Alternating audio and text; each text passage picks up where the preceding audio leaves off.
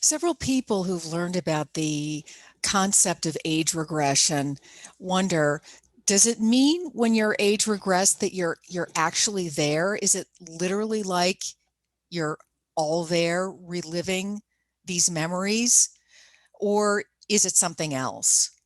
And my experience with this and with the clients is this: that when you get into an alpha state or a theta state and go back to a particular memory, it it opens up in front, and there's a part of you that's observing and another part of you that is feeling everything.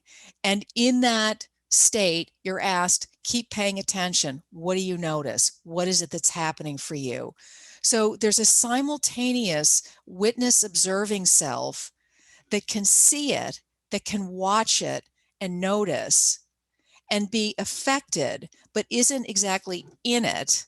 And another part of you that is somehow able to remember and feel on some level all of the feelings, emotions, thoughts, physical attributes of that particular experience. So the answer is yes, you're in it, but you're also watching it at the same time. But it's not like it was when you first had the experience. Because the first time that we have an experience, we are just having it. And generally, there's not a witness watching us have it at the same time. I want to give an example of what this is like. And I had a very powerful experience with this. And so I want to talk about my particular experience. Just a little background. I'm an adult child of two alcoholics. For anybody who knows anything about addiction and having two addicted parents, it was a very, very difficult situation, sometimes life-threatening. And like many other children who grew up in circumstances similar to mine, I walked into my adulthood just filled with shame and a sense that the world was not safe. I couldn't control anything. Shame, let's just put it that way, shame everywhere. And although I've been able to function, I always had to kind of get past the shame or put it someplace. So it's always been there and created a difficulty for me.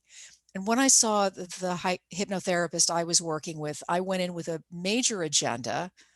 It's like, show me that you can help me with something that as big as this is and has affected my life as deeply as it has. And frankly, I did not think, I didn't think it would work. But I was game. If something's going to work, I'm willing to try. So the hypnotherapist counted me down and took me back to the first time that I had the shame.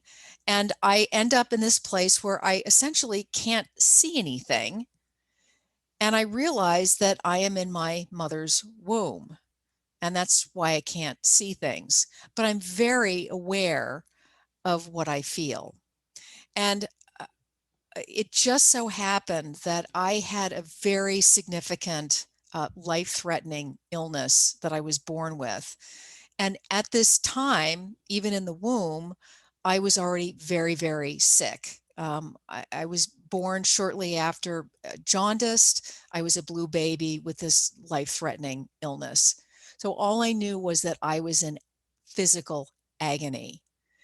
And as the hypnotherapist had me stay there and stay with the feelings, and that watching part of me and this other part of me that was in such agony, so much pain, and tears were running down my face as I was saying, I'm hurting so much. She just said, stay with it. And I stayed with it. And as I really noticed what I was feeling, I was aware that I had a feeling of shame and failure, that I hadn't even been born yet. And I couldn't get this horrible, horrible pain to stop. And I was stunned. Oh my God, this started before I was even born. The therapist took me forward to shortly after my birth, and the illness really kicked in at that point. I didn't have bile ducts, and I was being poisoned by food. There wasn't a way for me to metabolize and excrete this. So living essentially was killing me, and I was just in agony. She had me stay with that, and I just kept looking and noticing, and I was aware that all the feelings that I've had about being alone and that people weren't going to be helping me, they started there too. And all of a sudden I realized, oh my God, the stuff that happened later with my parents, the things that I thought created and caused all the shame in the first place, they actually hadn't even started yet. And I was already experiencing it as a result of being so helpless in the face of this terrible illness that I had. And I was probably spent a great deal of time in an incubator. And because I was in so much pain, I also had the awareness, my God, no wonder I couldn't feel love and care. I was in too much pain. Well, all this was a shock to me. I I had no idea that any of this would come back to me. I didn't even know that it was there. And we moved on forward, and then there were, a number of incidents that I was able to see where it was very clear why I could end up feeling ashamed the way that I did over time. But the key takeaway for me was that it started way before, in a time that I wasn't even aware of. And the ultimate impact that it had on me was realizing, I mean, again, my parents did what my parents did. They were addicts, but I could see that they just sort of laid on top of something that was already there. A shame that I felt that I couldn't even live properly and get out of the womb properly.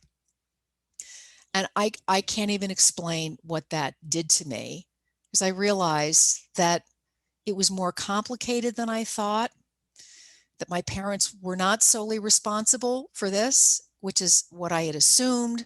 And certainly where my therapies always led me to was, what did they do? How did you react? So on and so forth. And I came out of that session stunned and quiet. And over the next period of months, it's not that the shame completely went away, but I noticed that it felt more like a shell or a shadow of its former self, that I wasn't gripped by it or around the throat the way that I had been before. And I knew that that shame was about having been born dying, about having to survive some pretty terrible circumstances. But I also knew that I had survived it. And somehow help did show up when I needed it. I did get some life-saving surgery, and I was lucky because most children still don't survive the disease that I had. But I realized that the way that I had been perceiving this, based on this old traumatic experience, I wasn't looking through the world with that filter anymore. So that's what age regression can do. You might say, well, that's a big story, but what about somebody else who didn't have that kind of trauma and get born dying? I have to say that I've noticed this over and over and over again with clients, that where they end up, it's a surprise. It's a surprise to me too, because I don't know where we're going to go. I mean, what memory anyone is going to go to. But that observing self and the ability to kind of relive the experience in a safer, in a different way, and bring that observing, witnessing self and noticing things and making connections that I and other people haven't been able to make before, that's where it's so healing.